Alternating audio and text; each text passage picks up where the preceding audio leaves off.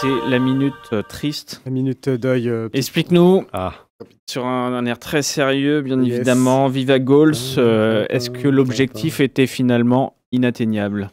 Eh ben, je pense que l'idée de fond était bien. Déjà, petite pensée pour Gaël Moreau, qui a beaucoup travaillé sur le sujet ici chez Expert Time et qui avait participé. Exactement, qui est déjà intervenu sur les têtes dans le cloud. On est désolé, Gaël. Cette news est pour toi. C'était pas du temps perdu, on a appris beaucoup de choses. Mais plus sérieusement, Viva Goals, c'était quoi c'était quoi encore? Parce qu'il n'est pas totalement pas encore. Viva Goals, c'est une brique qui fait partie de la Viva Suite. Donc, la suite Viva, c'est une suite d'applications au sein de Microsoft 365 qui se concentre sur le bien-être, le développement des collaborateurs au sein de l'entreprise et le développement de la culture d'entreprise. Viva Goals, c'est un outil qui a été racheté puis rebrandé par Microsoft. C'est une société qui s'appelait Ali.io qui proposait une application qui permettait de suivre ce qu'on appelle une stratégie OKR des entreprises. Stratégie OKR, c'est quoi? C'est Objective Key Result. Donc en tant qu'entreprise, en tant que manager, tu définis des objectifs à tes équipes. Derrière chacun de ces objectifs, tu mets des résultats clés à atteindre pour savoir si tu as atteint ou pas tes objectifs. Comment est-ce que tu matérialises tes objectifs en actions concrètes, mesurables et évaluables sur le temps? Et du coup, tu parles d'objectifs d'entreprise les plus hauts possibles et tu les appliques à chaque équipe en te disant finalement, moi, comment je participe à servir cet objectif global. Et du coup, c'est donner de la visibilité en tant que collaborateur. Ok, bon, objectif de chiffre d'affaires, très bien. C'est vague, mais comment est-ce que moi, concrètement, mon objectif répond à cet objectif de chiffre d'affaires? Et ce qui est quelque chose, au-delà de l'outil, c'était une théorie de management démarche de management classique et qui est très bien. Alors, Microsoft, du coup, a racheté une société qui s'appelait Ali.io en octobre 2021, a rebrandé ça et a déployé Viva Goals en 2022. Donc nous, pour info, chez Expert Time, on l'avait déployé chez nous. Et aujourd'hui, un peu plus de 2 ans après, Microsoft annonce qu'ils vont donner sa retraite à Viva Goals. Donc en décembre 2025, l'application Viva Goals... Et pas dans 10 ans en plus. Hein. Oui, voilà, l'application Viva Goals... C'est une retraite très jeune. C'est surtout qu'il faut se dire, c'est qu'ils annoncent que c'est dans 1 an parce qu'ils viennent de l'annoncer. Mais ils l'ont déjà décidé, je pense, depuis un moment. Donc en fait, le produit, en gros, il a fait 1 an. Il a fait 1 an. Ouais, mais ce qui est horrible dans l'annonce, quand même, parce que déjà, c'est que c'est quand même un outil d'objectif d'entreprise. Nous, on a fait 2 ans de change pour essayer de se l'approprier. Tu as peut-être des sociétés qui ont réussi. Je vais revenir justement pour été très loin. Et on leur dit, tu sais, ça fait 2 ans que tu es dessus. Tu as peut-être un état de l'art de l'OKR. On te dit, je vais revenir. C'est fini. Je vais revenir justement là-dessus. Donc, ça veut dire que à partir de décembre 2025, c'est mort complètement, il n'y a plus de support. Donc en fait, il y a du support jusqu'à décembre 2025. Donc pour les entreprises qui ont encore des licences Viva Goals, il y a du support, plus de nouvelles fonctionnalités. Donc il y avait des nouvelles fonctionnalités, notamment avec Copilot qui avait été annoncé là-dedans, terminé. Correction de bugs éventuellement pour les personnes qui utilisent encore. Et du coup, pour les entreprises qui ont une solution comme ça, ils peuvent exporter leurs données via Excel, via PowerPoint ou via PDF. C'est le moment de monter une startup qui reprend tout ça. Voilà, c'est ça. Il faut racheter le truc. Marché de niche quand même. Pour les les entreprises qui viennent de prendre une licence Viva Goals et pour qui le contrat dépasse décembre 2025, la directive, c'est se rapprocher de ce contact Microsoft pour avoir des solutions. Donc après, avec un peu de constat, donc je lisais un peu les articles, etc. En août de l'année dernière, la suite Viva au global, ça représentait 35 millions d'utilisateurs actifs par mois. Donc, c'est pas énorme quand on regarde l'ensemble des utilisateurs sur Microsoft 365, mais quand même, mais par contre, Microsoft ne publie pas dans la suite Viva les applications qui sont réellement utilisées et le nombre d'utilisateurs actifs. L'hypothèse, c'est que Viva Goals, c'était la brique la moins utilisée.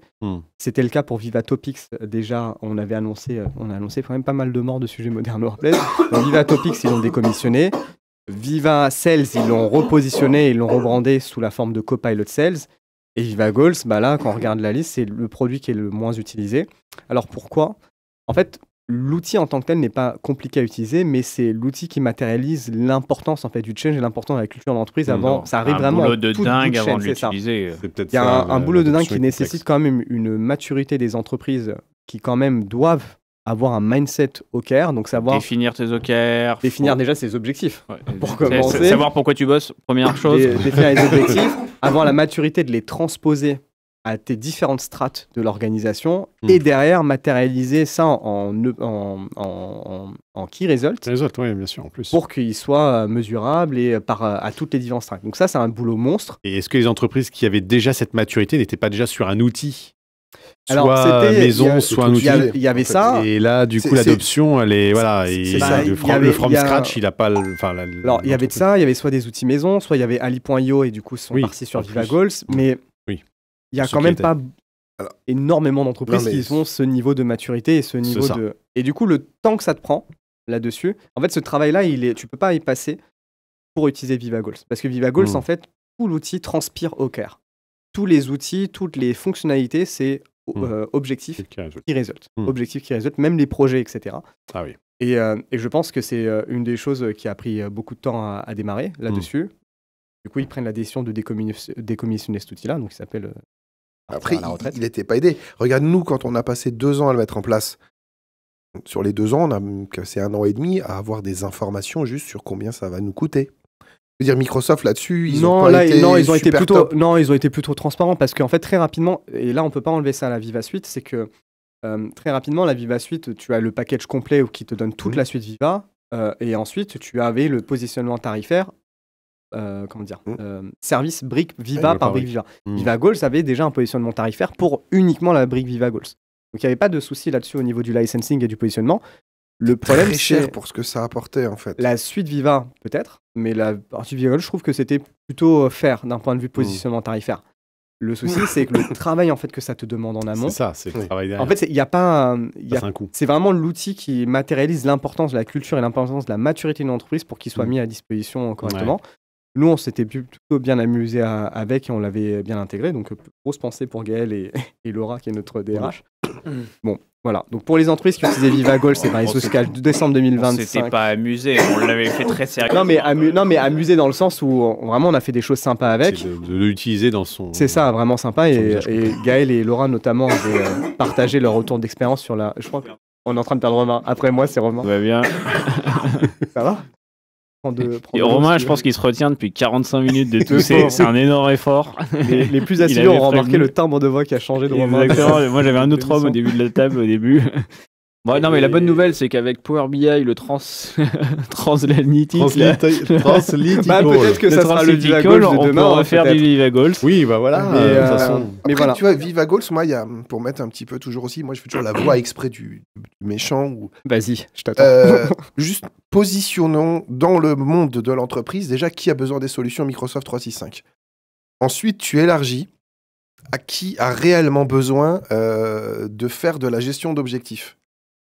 Et dans ceux qui ont besoin de faire de la gestion d'objectifs, ceux qui avaient envie de s'outiller, qui ont envie, on ne va pas rentrer dans les débats de ceux qui font exprès de ne pas le faire, ton marché, il existe, il est proche de... Enfin, désolé d'être méchant, mais cet outil, c'était le débat que moi je te disais à l'époque, il n'y a pas assez de marché et de ridicule par rapport au coût de développement d'un outil solide et stable, parce que malheureusement, c'est pas qu'on n'a pas besoin, toutes les entreprises devraient avoir un VivaGoals du haut au bas de l'échelle, que ça soit du frontline et first-line worker jusqu'au plus haut dirigeant.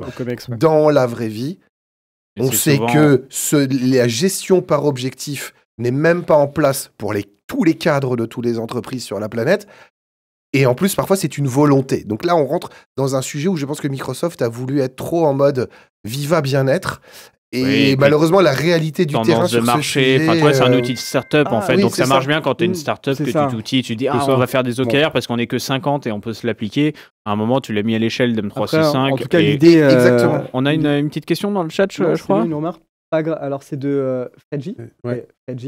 Pas grave, nous aurons les OKR dans Microsoft Purview Unified Catalog avec tout plein d'assets dans Fabric et de beaux data products. Ah, donc on n'était pas loin de la vérité.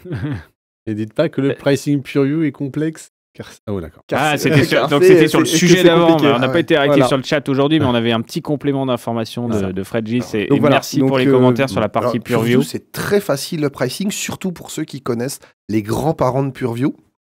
Voilà, quand on connaît les vrais grands-parents de Purview, le pricing, il est simple. Hein. Franchement, quand tu vois avant... Ça s'est simplifié. Bon. Voilà. C'était les anciens combattants qui parlaient. Viva Goals terminé, et je pense que c'est le troisième produit Modern Warplay cette année qu'on a annoncé. Cette année, Cette année, pour la retraite, voilà. Ça fait le ménage, mais c'est comme ça.